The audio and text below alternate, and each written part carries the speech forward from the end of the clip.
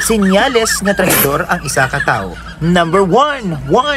Mahilig maghimo-himo sang istorya. Kag sa iyang istorya, siya ang bida, kag ikaw ang kontrabida. Number 2. As if concerned siya sa imo. As if nagakabalaka siya sa imo. Pero pagtalikod mo, nabalaan na sa iban ang istorya mo. Ang mas malain pa, may dugang-dugang pa ang istorya. Para ang magwa nga istorya, ikaw ang malain sa iban nga tao. Number 3. Patalikod sila mag-atake sa imo. Wala sila nag-atake sa imo sa atubang.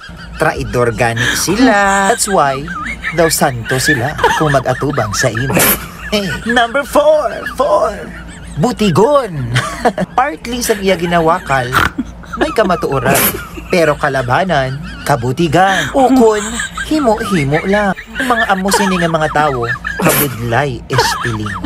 Gani kung may kilala ka nga mahilig maghimo-himo sang istorya, maghalong ka.